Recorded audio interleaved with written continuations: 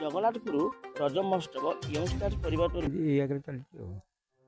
ଶୁଣୁଥିଲି ପ୍ରତିକ୍ରିୟା କହୁଥିଲେ ଯେ ରଜ ମହୋତ୍ସବ ଦୀର୍ଘ 8 ବର୍ଷ ଧରି ହେଲାଣି ଯିଏକି ଲୋକଲୋଚନକୁ ଆସିପାରୁନଥିଲେ ତଥାପି ତାଙ୍କର ଚେଷ୍ଟା ମଧ୍ୟ ଜାରି ଅଛନ୍ତି। ଆପଣ ଭିଜୁଆଲ୍ ଦେଖିପାରିବେ ଏ ପୂର୍ବ ପ୍ରସ୍ତୁତି ଚଳିଛି ରଜ ମହୋତ୍ସବର ଇଏ ହେଉଛି ପୂର୍ବ ପ୍ରସ୍ତୁତି।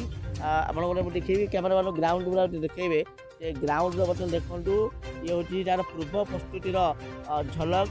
ଦର୍ଶକମାନଙ୍କର ବର୍ତ୍ତମାନ ଖଚାଖଚି ମଧ୍ୟ ଭିଡ଼ ହେଉଛି। ପ୍ରତ୍ୟେକ ଇଏ ସାଂସ୍କୃତିକ କାର୍ଯ୍ୟକ୍ରମ ମଧ୍ୟ ରହିଛି ଏବଂ ଏ ରଜ ମହୋତ୍ସବର ନିଆରା ପରମ୍ପରା ଏବଂ ଏଠିକାର ମଧ୍ୟ ଭାଇଚାରା କୁ ଦର୍ଶାଉଛି।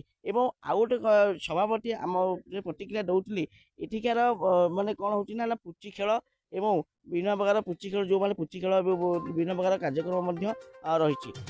କଟକ ଜିଲ୍ଲା ବାଙ୍କି ଜଗନ୍ନାଥପୁରରୁ ଶ୍ରବଣ କୁମାର ସେଠୀଙ୍କ ରିପୋର୍ଟ ଜି ନ୍ୟୁଜ୍ ଭାରତ।